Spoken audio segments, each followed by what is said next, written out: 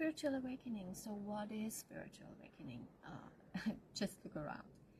Look at all the people, all of us who are living our lives self-centered, focused on survival, identified with their ego, personalities, identified with their bodies, believing that their physical being is what they're not seeing, what goes beyond, not being aware of anything that goes beyond their immediate day-to-day lives. So just living day by day, always doing the same, not knowing what it is, that there is more than themselves, concentrated on their work, on things, on pleasure, on all that is offered in this consumptional world that we live in. So up to this point, up to a spiritual awakening, we are not even aware that we are unaware. So you live your life day to day, you do what you always do, but suddenly something happens. It's like a pause in consciousness, and you start thinking, maybe I thought like, who am I? Or is this really everything that's here to live for? You might just start crying, not knowing why. And you might think, oh my God, what am I doing here? That just doesn't make sense. So that's like a gift, like handing your hand, or like a rope to pull you out of your own unawareness. And if you take this offering and you just stay silent for a while, you realize there is more. There must be more to this life than this, and it steers inside of you, and you don't know what it is, but you wake up to a certain point and you start searching, and changes happen, and there's no real explanation, but you start to seek. You start to become a seeker of the truth. And all the angels and your guides scream out in joy, yay! And you're honored, and your higher self is happy. And you start this journey of awakening, and you can feel it. And you feel this new energy that is pointing you in a way, and suddenly you feel inspired. And there's a special kind of determination, and you're enthusiastic and joyful, and you start feeling things you didn't feel before, or hearing things you didn't hear before, and seeing things you didn't see before, and you decide to not run away and return to the old. And if you say yes to this joy that you feel, you hear this call for freedom, to being truly free. And all that is holding you back, all the patterns that are blocking your being, or that are blocking being yourself, your true self. And you realize that everything that happened until now led you to this moment. And you get this deep sense of knowing and understanding. But then, just like I did for 2 years, then I said, okay, but now what? And now what? Having all these new experiences, but now what? And you want to understand more. You want to know more. You want to understand what's going on. And every time you learn something new, and you get to this point of creating more freedom in your life, it's again like, and now what I went through this phase really badly, and every time I had a great awakening, more freedom was created in my life. After that, I sat down and I was still dazzled because I was asking myself, and now what?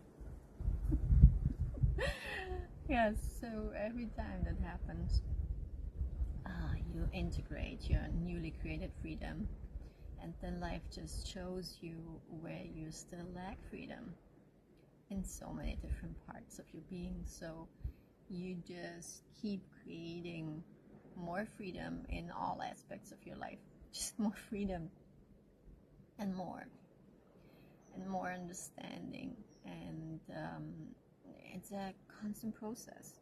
We're all on it. I'm still on it.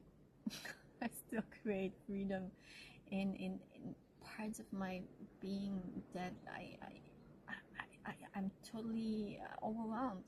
And it's incredible, this journey that is always ongoing. There's no end. If you reach a certain level, you just get to the next stage. It's an ongoing process. We're all on it, all of us, and we need to embrace it. So the answer to your question of now what comes in various ways. The energy is so creative. If you just let it pour the knowledge into your direction, it can be your inner voice. A trip that you didn't plan to go on, or suddenly you decide out of no specific reason to turn into a specific direction. It can be books or teachers or workshops. You can have dreams or synchronicities begin to happen in your life, and you just pay attention and you listen to your inner voice, what you are called to do, what gives you excitement. So to turn to what you're called, a specific situation in your life, you start rearrange yourself, and suddenly you meet the right people, the right materials fall into your lap, and you just start seeing all these hints that point you into the direction of your soul, and your soul is pulling you. So maybe the people around you think at that point that you're crazy. They think you need a rest, or you need some counseling. You just know, no, that's not you. Something is happening to me and you just can't explain it. But you know it's right. And you just know it. And you know there is something special, and you just need to find out what it is. And you create your own coping strategies. Maybe to certain people you stop talking about your experiences, or maybe overall because they just don't get it, or they just try to rescue you. Or however you call it. So you keep going on with your life, but these new experiences are so starting to be a part of it, but you still don't know how to integrate them. So maybe friends drop into your life, new friends, old friends leave, relationships stop, or you maybe divorce, or you separate, and you're just on this journey, and then maybe you experience something that you can't explain, like maybe a past life comes up in your memories. It just doesn't make sense. Past lives on different planets, memories that need to be faced, emotional pain that is not explainable, and you start maybe past life regression, or you go on a shamanic journey. Nowadays a lot of people take ayahuasca or some other stuff. Or you meditate, or you do hypnosis, or you just embark on this path of remembering, and your dreams become more vivid. You get lessons, you start feeling your third eye buzzing, you have this pressure points on your body starts to react in different ways. Maybe you see lights or colors occasionally. In my face, sometimes everything just starts to blur, and it just keeps happening for a couple hours, and I can't see, and I have to turn the biggest letters on the screen, and I at some point I got glasses. The next day my vision was completely clear again. So that's strange.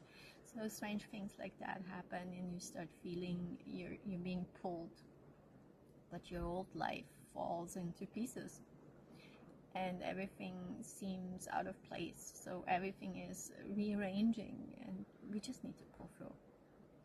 So there will be days where you're just agitated, and maybe you see people around you being happy, and maybe you're in a workshop and somebody next to you is just in pure bliss, and you just don't get it.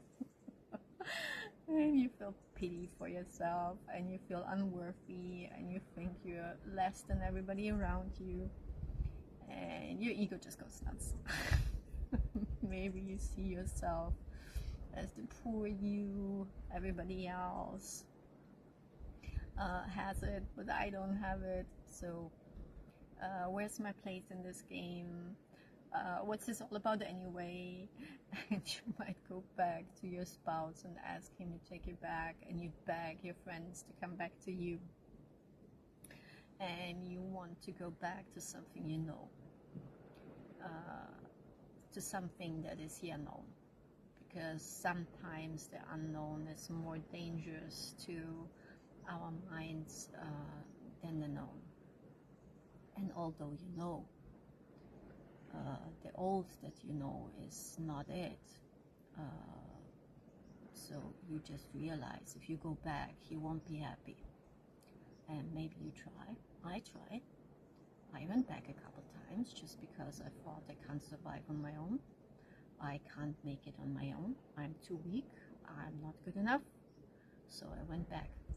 But it didn't really make me happy. So it didn't solve my problems, and the door to the new freedom, to this new revelation of what this is all about, what's open, it was open too wide already. So in fact, there's no return. And once you embark on this journey, you can't really go back. You realize there's something more, and you need to face it. It's this or nothing else. And maybe you contemplate on suicide. I contemplated on suicide for many years. I just didn't want to keep going. I just wanted it to stop. But then you realize that in your next life, you will just have more pain. The pain will not go away. So you decide, okay, let's try it now. And you decide, you go for it. So you go for all the struggles and these resistances, and it can be really hard. It can be really hard, but at some points there's only surrender. So I went through this, and when I surrendered completely, it became more easily. So surrender is truly your only alternative in the long run. So if you're angry, and if you believe you have no choice, and it can be really difficult for a while, but when you surrender to it, then you start to understand that it's you who is creating your own reality. And out of surrender, you become so humbled. And when you realize it's really you who's creating your reality, and that you're able to surrender more when you go through it all, through all these emotions that come with it, and you accept this fact that everything that happens to you was created by you, then at some point you might be more gracious to yourself and to everybody who did all this to you, and you just want to know what it was that created all this, and you're self-examined, and you want to dissolve more, and you want to transmute more, and everything that is holding you back on this journey just needs to be transcended and transformed. And you become a real adventurer, because you become so adventurous that people are wondering how brave you are. And I just took my van and I just laughed, and I had no idea where I was going. I just knew I will create whatever I need on my journey to find the answers I'm searching for. So just renew your enthusiasm, be determined, and let the inspiration flow into your life. So how your attitude is when you face all these challenges and how much you surrender makes all the difference. So you can make it hard on yourself, for yourself, or you can surrender to it and flow through this process of self-realization, and that's when you enter this stage of self-clearing. You just become so determined to clear yourself of everything, and you become aware of the importance of clearing yourself of all that influences you, of everything that is unwanted, that keeps you pulling back, and that is not you. And whatever is keeps pulling you back to the old, all these unwanted beliefs, and you learn how to clear contracts, everything that makes you more dense. You change your diet, you change with what you surround yourself with, and you start feeling the energies around you that are suppressing you, and you become aware of the energy that is around you and within you and in everything. And this is cosmic energy that runs through you, and you feel in it everywhere, in your chakras, in your body, around you. You want it to run through without any blockage. So you start observing it, and you realize every time that it's not flowing, there's a blockage, and you start exploring it, and you just become so determined to unblock and to release everything that is in the way of this cosmic energy to flow through you. I call it the life force itself. It's so powerful, and it just dissolves everything in its way. There's nothing that can stay in its way. And when you have the right attitude and you're determined to do so, then in this stage of self-clearing, you develop your own methods and how you live in this world, but in a new way. And you start to realize that what distracts you, what was created here to pull you back, to keep you, or what's enslaving you, everything that is just using you, everything that is not in unconditional love. You start seeing all the agendas that people have.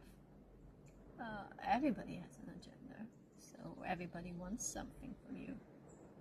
You just start laughing about it. And I developed this technique to acknowledge every offering that was presented to me. Thank you, but no. No thank you. So just keep smiling. Don't take upon the agendas of others. It's just becomes so ridiculous at some point. You think just everybody's just running around offering you all this what they want, and you just smile and you stay in your freedom and say no thank you, that's nice, but thank you, no. So we just realize that you want to be clear of this, and to do so you just need to stay focused. You need to stay focused and grounded, and that was the point when I started being pulled to nature. I started to being pulled to trees. I love trees. I could sit around a tree for a long time and just sit. The trees doesn't have agendas. So you want to buy something or a specific product or something, or they don't want you to do that. So nature is just wonderful. So I realized the importance of being grounded, and you get so charged with all these energies, so it's important to stay grounded. If you don't stay grounded, you can't stay focused, and you lose yourself. So it's a constant back and forth between your attitude, your focus, and your grounding. And that's why there are quite some exercises of grounding yourself, and you might want to explore them. And that's the point where it becomes magical. Because you refine your identity and you align your higher self. You align your ego and you align with your soul. And you start to understand that we are in this multi-dimensional space. And you start clearing your holograms that were created, your seals, and you just realize that the world is a multi-dimensional space. So this way your consciousness is purified and you step on this path of enlightenment and you start embodying the divine. So call it the Christ self. Some call it ascension, and there are many ways to attain those. The Vedas state that there are 144 paths to enlightenment. So there's not one way that is right for everybody. Everybody needs to find the right path, that it's the right path for you. And that doesn't have to be the path of your best friend. It's really crucial, and I watch this every day, that you don't try to imply your path on others, because what's right for you doesn't mean it's right for anybody else. And even if it's correct for 90% of everybody, it doesn't mean that it's correct for the 10% that are going a different path, which is right for them. So it's really crucial that you accept the path of each one of us, because everybody has the path that is right for that person, and that can be totally different from yours. And the way this call it the Lord, it's called the Lord in the heart. So listen to the Lord in the heart, the person inside your heart that tells you what is right for you, and you are the only one who knows what's right for you. So listen to your Lord in your heart, and you start experiencing the Supreme Being by yourself in your own way. Some call it oneness or the divine. I called it for many years the source, or all that is, or the source of all that is. But there's also a being in there. So there's a person, and there's a divine vastness. I experienced it. I called it often the ocean of love and mercy. That is what it was to me, and it felt like I felt like a drop in the vastness of love and mercy, and it was just incredible. But there's also a person, a supreme personality, and you can talk to that person. That person can embrace you. Yeah, so it's both. It's both. So this oneness, how many people refer to as at the ultimate goal, and we might try to reach it by ourselves. I did that. I said I want to do it on my own. I don't need anybody else. I held up high my independence. I wanted to reach it on my own. And yeah, that results in quite some troubles, because finally you realize that we can't do it on our own. And that just humbles you. And when you get to the grace and mercy of incredible support by other beings, then you just realize there's no need to do it on your own. You don't have to do everything on your own. There are so many supporters and guides and ascended masters and angels and archangels to help you, that you humbly accept their support. And again, you surrender, and you surrender to these higher dimensional aspects and of yourself. And at some point you realize that divine will is your own future ascended self that became one with the Supreme Being, with the supreme oneness of all that is, and it is truly nothing more than that. So you surrender to this divine will, and you surrender to your own highest destiny. And that's when you realize your own truth to the deepest extent possible. So surrender is the key. All over the way, surrender is the key. And when you tap into that, you realize that there is a divine plan, and we're all part of it. We are no victims of creation. We decided to do so.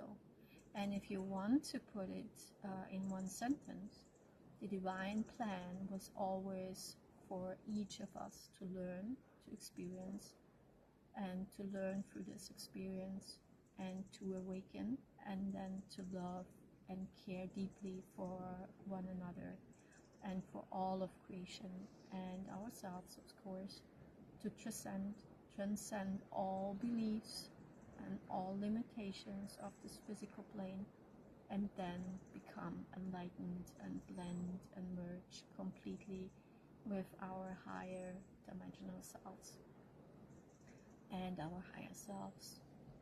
Ground this higher consciousness here, and oneness and the supreme being in all dimensions, and then ascend. So that's the journey, that's the path, that's the divine path. And each of us is very special and very specific and unique. So enjoy the journey. Enjoy all of your experiences, all of your understandings, and become integrated with all whole souls that become one with the supreme of all that is in all forms.